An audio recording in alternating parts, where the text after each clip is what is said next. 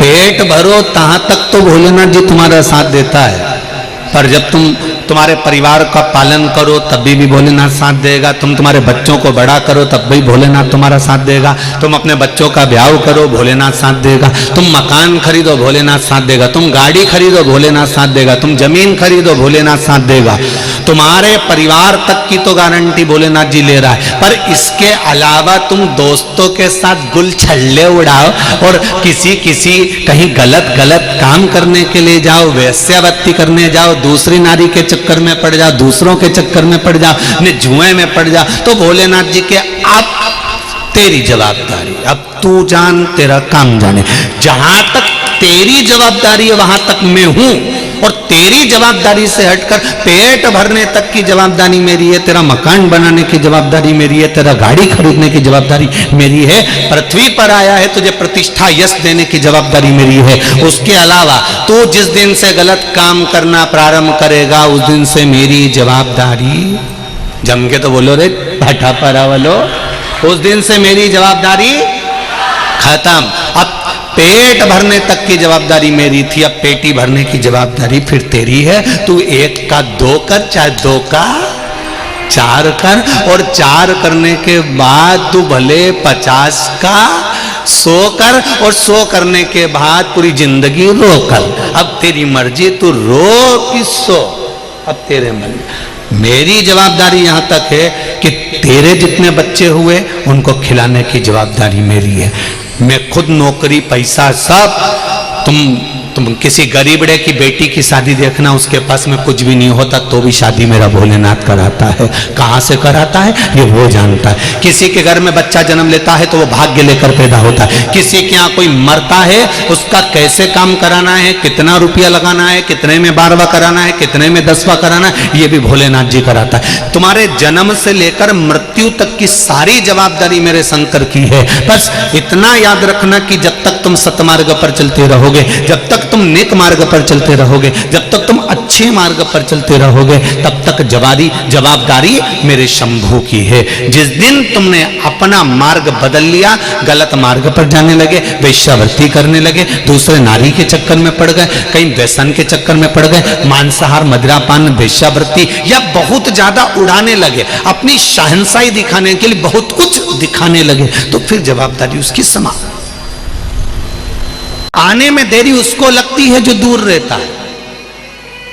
तुमको तकलीफ हुई, पूना में बहू रह रही है, उसको बुलाओगे तो आ जाएगी क्या? अरे जम के तो बोलो नहीं।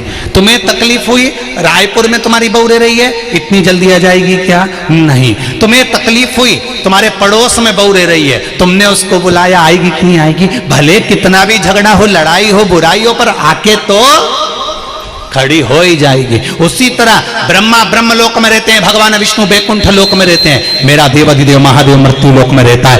आपको दुखाया, आपने 1 लोटा पानी चढ़ाया, शंकर सामने आकर खड़ा हो गया, तेरे दुख को हर कर चले गया। सारी समस्या का हल 1 लोटा जल, 1 लोटा जल मात्र सारी समस्या का हल कर सकता, पर दिल से चढ़ा हुआ होना चाहिए। अब दिल से चढ़ाओ तो आप दिल से बात नहीं करो। डॉक्टर भी कहता है पेट भर के भोजन करो, नहीं साहब करता हूं पर शरीर में लग नहीं रहा, तो डॉक्टर भी समझ जाएगा दिल से नहीं कर रहा होगा, टेंशन लेके कर रहा होगा। भोजन भी करो तो दिल से करो, किसी से मोबाइल पे बात भी करो ना तो दिल से करो। एक पति अपनी पत्नी से भी बात करे ना मोबाइल पे, मायके चली जाए जब वो राखी पे तो बात करे, तो पत्नी से अगर सही साथ बात नहीं करे तो पत्नी तो बोल ही रहे तुम्हारा दिल कहाँ है?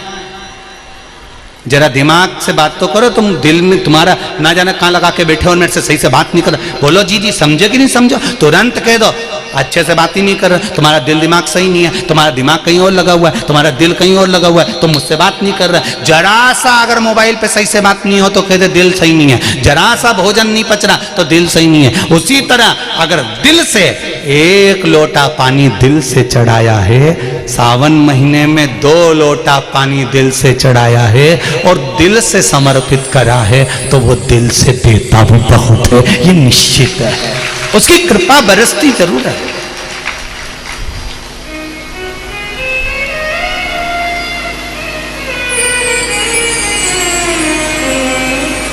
आप दिल से पुकारो तो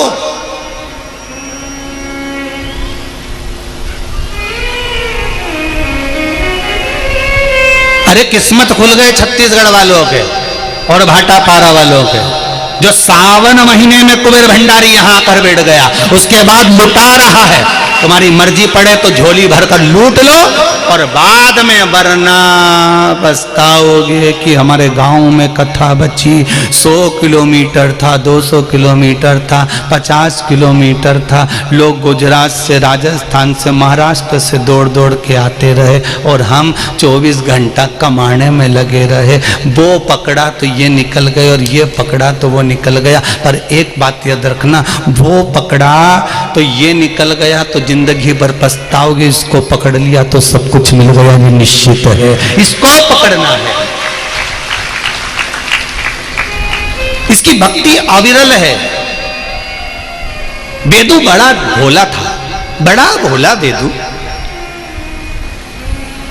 नाम था वेदनाथ, पर भोला बहुत वेदु था। राजा निकल कर जा रहा था, राजा ने इससे कहा ये नाव वाले को बुलाओ, इस नाव में हम बैठ कर जाएंगे। ठीक है, नाव में जब हम बैठेंगे तो कोई नहीं बैठेगा, उतार दो। वेदु को नीचे उतार दिया। राजा ने पूछा तुम कौन? मेरा नाम वेद्यनाथ। अच्छा, कहाँ जा रहे हो? सामने नदी के पार शिव जी का मंदिर है, मैं वहां जा रहा हूं, बाबा का श्रृंगार करने जाता हूं। अच्छा, जल चढ़ाने जाता हूं, वो भी बाबा बुला लेते हैं तो चला जाता हूं, नहीं तो मेरी सामर्थ्यता नहीं है। आप रोज मंदिर जा रहे हो, बाबा बुला रहा है तो जा रहे हो। आप रोज जल चढ़ाने जा रहे हो, बाबा बुला रहा है तो जल चढ़ाने जा रहे हो। आप बाबा धाम जा रहे हो सुल्तानगंज से कावड़ लेकर, ये बाबा बुला रहा है तो आप जा रहे हो, वरना कौन कहां जा पाता है साहब, किसकी सामर्थ्यता। कितने लोग हैं जो शिव जी के मंदिर में रोज जल चढ़ाते हैं? जरा हाथ उठा। बहुत सारे। उधर लो जल चलाते रहो, बाबा कृपा करता रहे, खूब खूब करुणा करे मेरा शिव भोलेनाथ। और जैसे 2 हाथों से आप 2 लोटा जल चढ़ा रहे हो सावन में, वो हजारों हाथों से आपका भंडार भर दे, यही शिव जी से विनती है। हजारों हाथों से, कोई कमी ना रखेगा। और फिर कह रहा हूं, जिन्होंने सावन महीने में दोनों हाथों से 2 लोटा जल शंकर जी को चढ़ाया है, अगला सावन आए उससे पहले देख लेना कि बाबा ने क्या क्या दिया है, ये आपको मालूम पड़ जाएगा। उसकी करुणा, उसकी उदारता, उसकी कृपा होती क्या है, ये आप जान सकते हैं। वो क्या दे सकता है, दिल से पुकारे। वेदु कहता है मेरे बाबा मुझे बुलाते हैं, मैं चले जाता हूं। अच्छा, हाँ, क्यों? इस नाव से तो हम जाएंगे, तुम दूसरी नाव ले लो। वेदु ने दूसरी नाव पकड़ ली। राजा नाव में बैठ गया। राजा ने अपने सैनिकों से कहा कुछ भी हो जाए, इस वेदु से पहले मुझे शंकर के मंदिर पहुंचना है, पहले दर्शन मैं करूंगा तब वेदु करेगा। वेदु के मन में अहंकार नहीं था, राजा के मन में अभिमान था। राजा नाव में बैठ गया, वेदु दूसरी नाव में बैठ गया। वेदु नाव खेता हुआ पार उतर गया। राजा नाव खेता खेता रात हो गई, पार नहीं उतरा। वेदु श्रृंगार कर कर वापिस आने लगा तो राजा ने अपने सैनिकों से पूछा ये नाव पार क्यों नहीं हुई? अपन तो अभी इतनी देर से 2 घंटा 4 घंटा 6 घंटा 8 घंटे से खेल रहे, पार क्यों नहीं उतर रही? तब वेदु ने आवाज लगा कर कहा महाराज नाव तो पार उतर जाती, पर खूंटे से नाव को छोड़ा नहीं है, नाव वहीं की वहीं घूम रही है, पार नहीं जा पा रही। ये अहंकार का खूंटा जब छूट जाएगा, अभिमान का खूंटा जब रह जाएगा, अहंकार के खूंटे से हम परे हो जाएंगे, अभिमान के खूंटे से हम दूर हो जाएंगे, तब वेदु की कथा कहती है मेरे शंकर को मिलने में देरी नहीं होगी, जीवन सार्थक हो जाएगा। अभिमान से परे हो, अभिमान से दूर हो।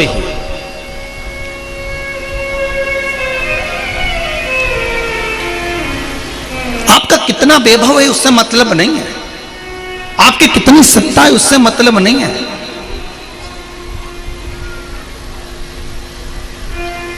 जब शिव के धाम जाएं, शिव महापुराण में जाएं, परिवार वालों को कहकर जाइए कि मैं बाबा के चरणों में दास बनकर जा रहा हूं, मैं राजा बनकर नहीं।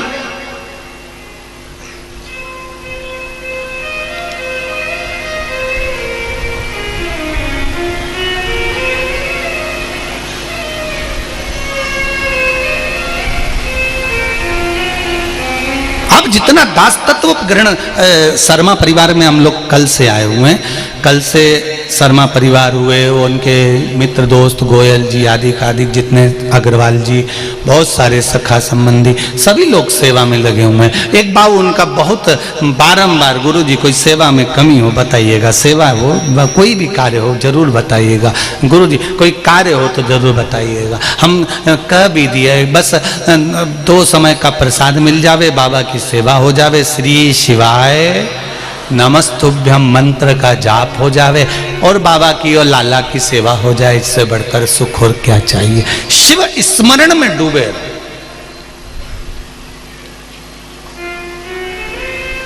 देगा जरूर।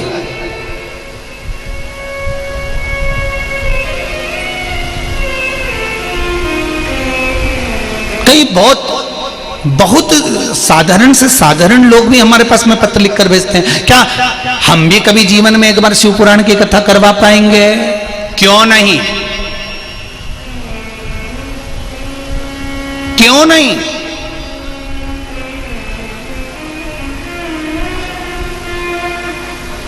बस अपने लक्ष्य को मत छोड़ो, कर्म को मत छोड़ो, विश्वास को मत छोड़ो। जिस कार्य को करो उसको लगन से करो। आज अंबानी परिवार इतना बड़ा सत्ता फैलाकर बैठा है, जिनके पिताजी पेट्रोल पंप पर काम करते थे।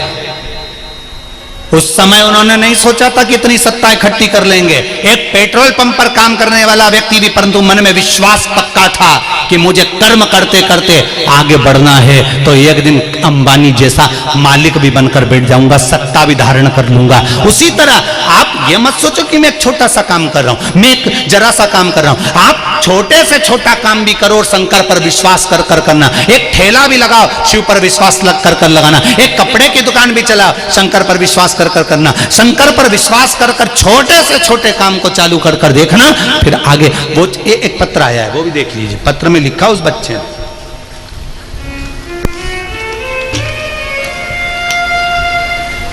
मैं आयुष अग्रवाल, उम्र 26 वर्ष, जिला कोरबा, छत्तीसगढ़ से हूं। कहीं बैठे हैं आयुष जी तो हाथ हिलाइएगा। आप ही हैं? दोनों हाथ हिला दो। आप तो पास में ही हैं, फिर तो माइक पे बोल सकते हो। दो जरा माइक दो।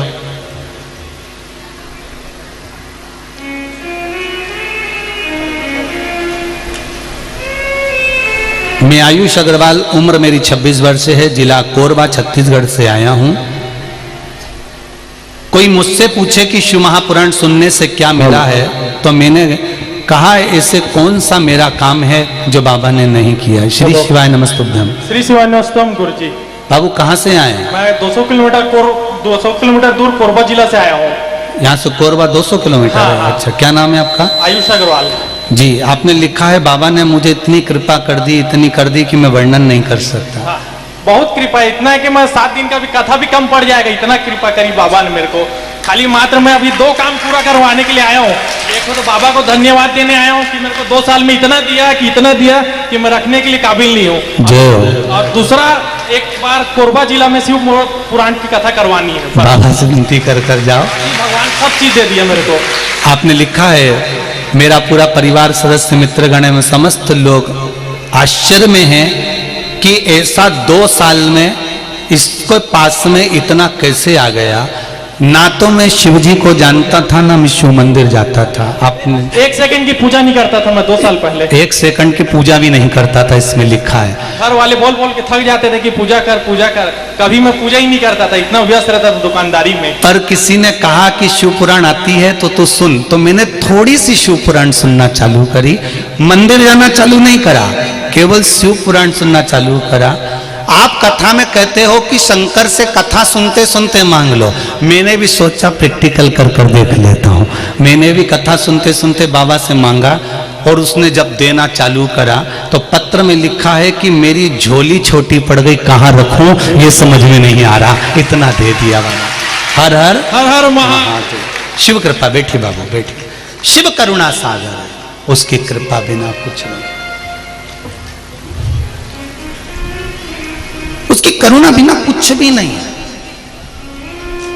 अगर आज 200 किलोमीटर दूर से कोरबा से यहाँ भाटापारा कथा सुनने आए हैं परिवार को लेकर, केवल बाबा को धन्यवाद देने के लिए आए हैं कि तूने मुझे 2 साल पड़ा था घर के अंदर, रह रहा था घर में, क्या था, पर विश्वास कर्म और मेरे शंकर पर भरोसा था, तो 2 साल में उसने इतना दे दिया कि शिव महापुराण की कथा लेने आए हैं तो विश्वास के बल पर ही आया होगा, ऐसे नहीं आ सकता। हम आपसे भी कहेंगे, आप तो शिव से कहो तो सही, उससे दिल जोड़ो तो सही, एक बार विश्वास रखकर, भले दुनिया के लोग कुछ भी कहें, आग लगे बस्ती में अपन रहो, आप तो शिव की आराधना करो, एक लोटा जल चढ़ाओ और श्री शिवाय नमस्तुभ्यम मंत्र का जाप दिन रात करते रहो, दिन रात करिए, 24 घंटा भगवान का भजन कर सकते हो। ये नहीं देखना कि दिन है कि रात। मौत और महाकाल, इन दोनों के पास जाने का कोई समय नहीं होता, मरने का कोई समय नहीं होता कि दिन में मर रहा है कि रात में मर रहा है कि सुबह मर रहा है कि शाम को मर रहा है। रोटी बनी बनाई धरी की धरी रह जाती है और आदमी निपट जाता है, फ्रिज में मिठाई पड़ी की पड़ी रह जाती है और लोग निपट जाते हैं, कई काम पड़ा की पड़ा रह जाता है और लोग निपट जाते हैं। मरने की भी समय नहीं, उम्र नहीं। उसी तरह महाकाल का भजन की, शंकर के भजन का न समय है न उम्र है। दिन में करो, सुबह करो, रात करो, शाम करो, तुम्हारी मर्जी पड़े तब करो। पहले के समय में शंकर जी के मंदिर में पट भी नहीं होता था। होता था क्या? शंकर भगवान का ओटला होता था, ओटले के नीचे शंकर जी बैठे रहते थे, शिवलिंग, ना पट ना जाली ना दरवाजा, तुम्हारी मर्जी पड़े जब आओ लोटा भर के चले जाओ। ना पट ना कपट ना झंझट, शंकर के पास कुछ नहीं होता था। शिव तो अड़भंग जहां मर्जी पड़े वहां बैठा हुआ है। वो तो अब लोग बाग सुबह ये वाली पूजन मत करो तो शाम को मत करो, तो रात्रि को करवा दी, तो दिन में करवा दी, तो ये करा दी, तो वो करा दी। दुनिया के लोग झंझट में पड़े हुए हैं। अपने को झंझट में नहीं पड़ना। जब तुम्हें फुर्सत मिले तब ब्राह्मण देवता को बुलाओ और अभिषेक कराओ। जब तुम्हारी फुर्सत मिले तब शंकर जी का गुणगान करो। जब तुम्हारा मन करे तब शंकर के दरवाजे जाओ। जब तुम्हारा दिल करे तब महादेव का भजन करो। जब तुम्हारा मन करे तब शिव का नाम लो। क्यों? क्योंकि श्वास कब आखिरी है किसी को नहीं मालूम। शास्त्र कहता है, रामकृष्ण परमहंस जी से पूछा गया, स्वामी विवेकानंद ने कहा कि भजन करने का सबसे अच्छा समय कौन सा है? स्वामी विवेकानंद जी ने रामकृष्ण परमहंस से पूछा, भजन करने का, भगवान का नाम लेने का सबसे अच्छा समय कौन सा है? तो रामकृष्ण परमहंस जी ने कहा, मरने से 1 मिनट पहले। तो स्वामी विवेकानंद जी ने पूछा, मरेंगे कब? रामकृष्ण परमहंस जी ने कहा, पता ही नहीं, इसलिए हर 1 मिनट में जपते रहो, कब मर जाओगे, उससे पहले भजन तो करो। तो मृत्यु का समय नहीं है, समय भगवान। ये दुनिया के लोग भ्रम करते रहेंगे, कई लोग अपनी अपनी विद्वत्ता झाड़ते रहेंगे, अपना अपना ज्ञान दर्शाते रहेंगे कि ये टाइम जपो ने, रात को मत करो, तो दिन में मत करो, तो सुबह मत करो, तो शाम को मत करो। तुम तो जपो, तुम्हारी मर्जी पड़े तब तक जपो, कोई समय नहीं भगवान की भक्ति का। और कोई बोले तो कह देना सियोर वाला महाराज ने बोला, पगला है वो, तो उसमें अक्ल नहीं है, उसने ना तो वेद पढ़ा ना शास्त्र पढ़ा, कहीं नहीं पढ़ा। अपन ने तो केवल एक ही चीज पढ़ी, श्री शिवाय नमस्तुभ्यम, इसके सिवाय कहीं नहीं पढ़ा।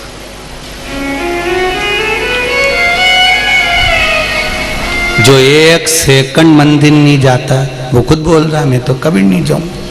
पर शिव पुराण पर विश्वास तो करा। और दुनिया के लोग भ्रम करें करे।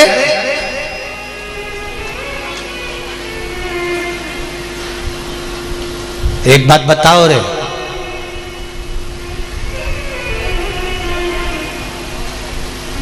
माँ और बाप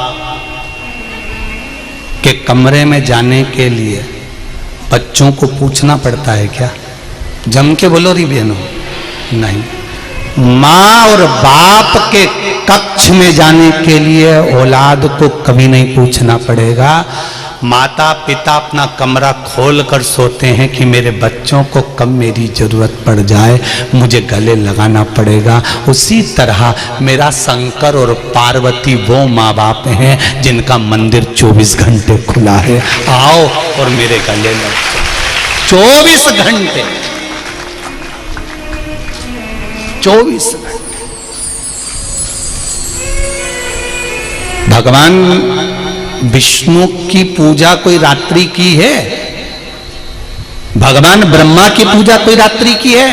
पर शंकर भगवान की पूजा रात्रि की है। शिव महापुराण में लिखा है शिवरात्रि, हरतालिका तीज। शंकर की पूजा जैसे रात्रि की है वैसे माता रानी की भी पूजा रात्रि के 9, अरे जम के तो बोलो 9 रात्रि, 9 दिन नहीं, नवरात्रि, नवरात 24 घंटे भजन करो, क्योंकि माँ है और शंकर भगवान पिता हैं। जब तुम्हारी मर्जी पड़े उसको जपते रहो, दिल से मिलेगा वो, स्नेह से भजो।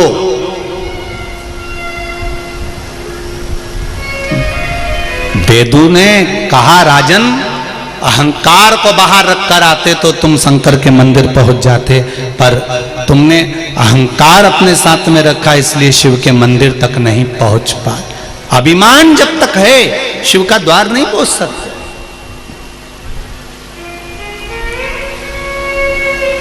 कोई एक बार पशुपति व्रत करता है और उसका काम हो जाता है, कोई 2 बार करता है तो भी नहीं होता। क्यों? अभिमान आ जा गया। पूजन करने गई तो उसके मन में आ गया मैं तो इतने व्रत कर चुकी हूँ, मैंने तो ऐसा करा, मैंने तो वैसा। अभिमान कर कर अगर भगवान का व्रत करा तो भगवान कैसे प्रसन्न होगा? वो तो सरल चित्ता है, वो कहता है तू पशुपति व्रत करे तो मेरा बनकर तो कर, मेरा बनकर कर।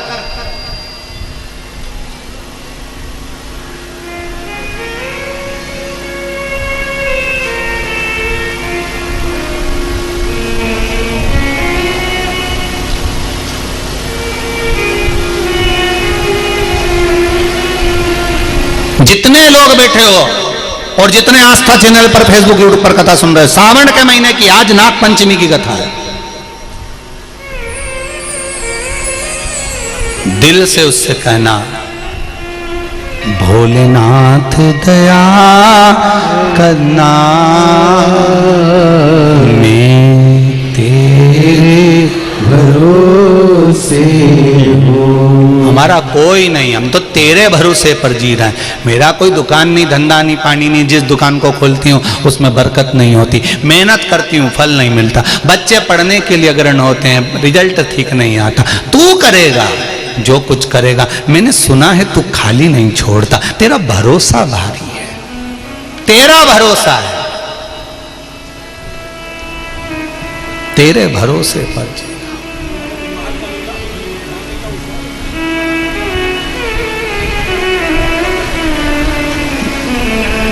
चंचुला देवी का पति बिंदु पत्नी के लिए चोरी कर कर लाता, चल जाता। बच्चों के लिए चोरी कर कर लाता, चल जाता। झूठ बोल कर लाता, बच्चों के लिए चल जाता। छल कर कर लाता, बच्चों के लिए चल जाता। पर बिंदु ब्राह्मण होकर चोरी भी करा, छल भी करा, बेईमानी भी करा, पर अपनी पत्नी और बच्चों के लिए नहीं, किसी स्त्री का संग पकड़ लिया था उसने, तो उस स्त्री के लिए चोरी कर रहा था।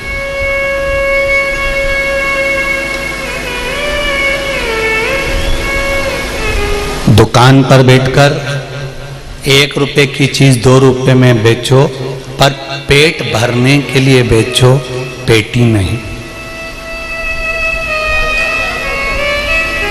परिवार को पालने के लिए करो, पर परिवार को छोड़कर गलत जुए में लगाना है, वैश्यावृत्ति में लगाना है, मदिरापान में लगाना है, मांसाहार में लगाना है, लोगों को अपनी सत्ता दिखाना है, वैभव दिखाना है। जब तुम अहंकार में आकर अपना वैभव दिखाने के लिए जब बहुत बेईमानी करने लगते हो तब अति हो जाती। थोड़ा झूठ आए हो संसार में तो बोलना पड़ेगा, बेईमानी भी करना पड़ेगी परिवार को पालना है तो, कपट भी करना पड़ेगा परिवार को पालना है तो। हम कह भी देंगे ना कि झूठ मत बोलो, कपट मत करो, बेईमानी नहीं करो, तो तुम कहीं मानो हमारी बात? हम कह भी दे तुमसे कि तुम दुकान पे बैठ के छल मत करो तो तुम मानोगे?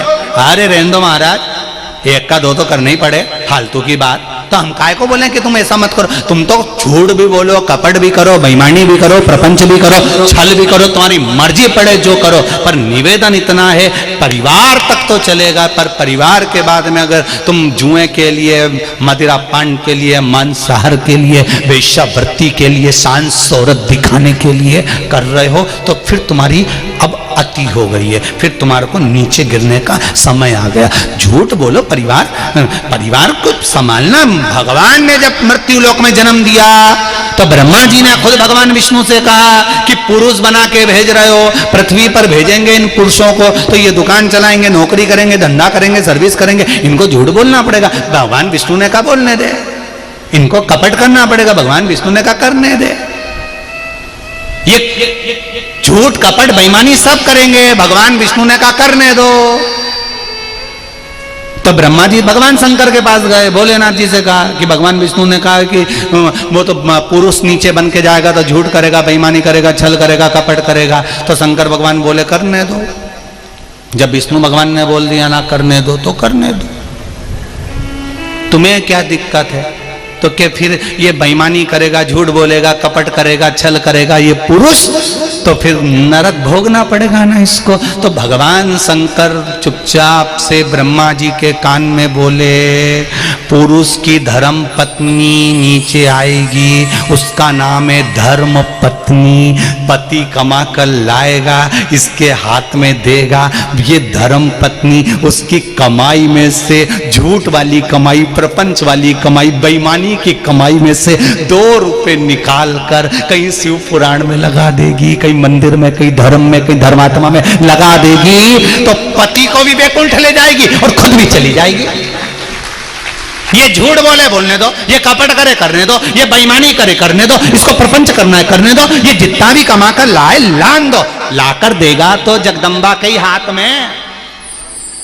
फिर जगदम्बा का काम है कि उसमें से निकालकर थोड़ा सा धर्म में लगा देना, थोड़ा पुण्य में लगा देना, गौ माता में लगा देना, बेटियों में लगा देना, ब्राह्मण में, संत में, सदगुरु में, पुराण में, वेद में थोड़ा थोड़ा लगा देना, तो पति को भी बैकुंठ तक ले जाना और खुद भी चली जाना। वो तो कहीं कहीं की चंद्र घंटाओं ऐसी होती है जो कमाई को निकाल के सारा डेंटिंग पेंटिंग में लगा जाती है, धर्म में नहीं लगा पाती। कहीं कहीं की वैसे तो ऐसी है नहीं, पर कहीं कहीं की आज भी है। 2 घंटे तक लाइन खींचा है, फिर डब्बा भरे, फिर आंखों में ऐसी ऐसी न जाने क्या क्या बुड़बुड़ करते रहे, फिर कर कुरा के फिर 2-3 बार पलट के कांच में देखे, फिर पति को बुला के साड़ी नीचे से खींच दो, फिर बेचारा इसके पाँव में बैठ के साड़ी नीचे से खींचे, फिर ज्यादा खींच दे तो क्या अकल नहीं है? अब खींचो अच्छे नीचे से, हाथ देखो मेरे पाँव में फंसा दो इस साड़ी को नीचे से, हाँ फंस गई, फिर देख अब ठीक है, अब ठीक है।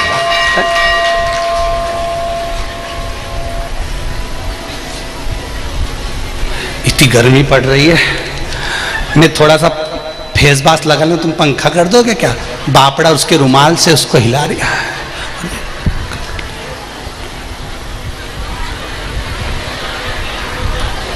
अच्छे तो करो।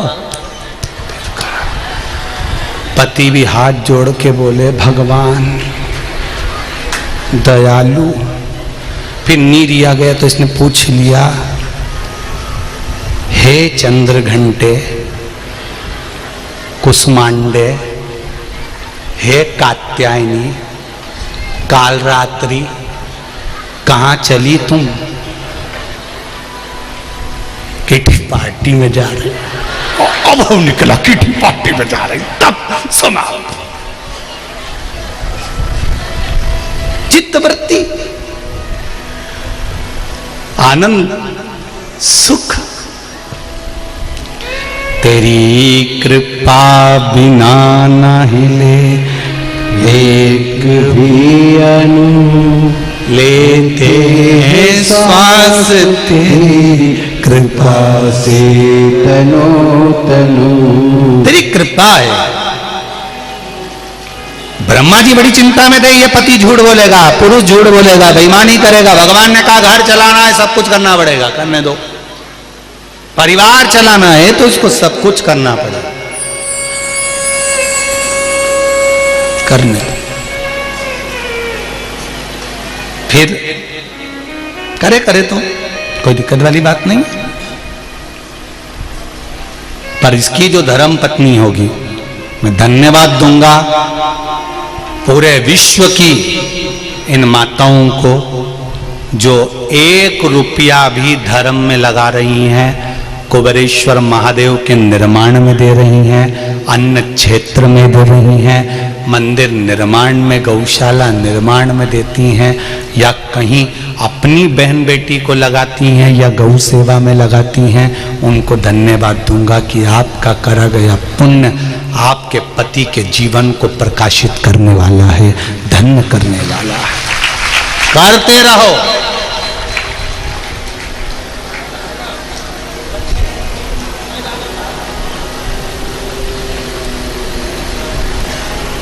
करते रहो।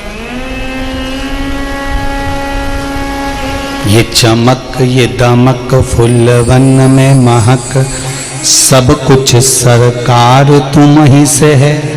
जो कुछ भी है वो तुम्हारा है।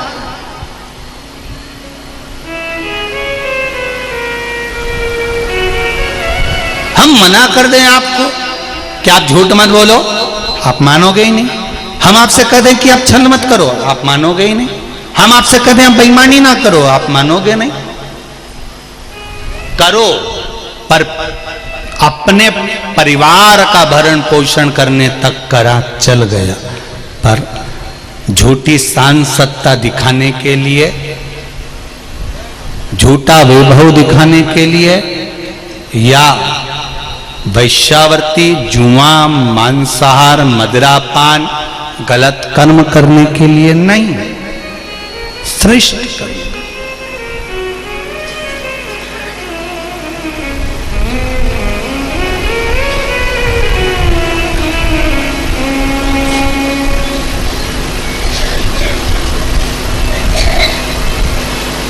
महाराज बिंदुक पत्नी के लिए चोरी करता चल जाता, बच्चों के लिए छल करता चल जाता। बिंदुक की धर्मपत्नी को नहीं मालूम था चंचुला को कि मेरा पति गलत संगत में पड़ गया। उसको नहीं ज्ञात, उसको नहीं ज्ञात।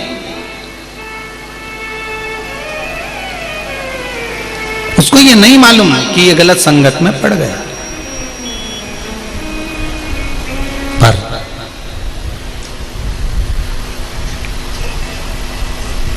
आज बिंदु चोरी कर ला रहा,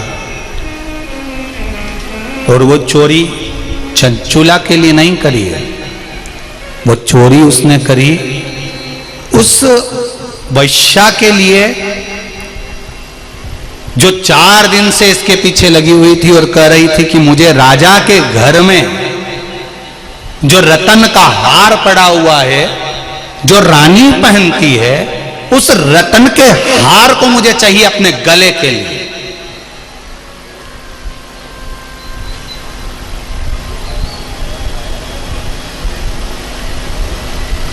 थोड़ा कमा रहा था चोरी से, परिवार का था, पर अब ज्यादा कमा रहा है चोरी से, वो दूसरे को भरने के।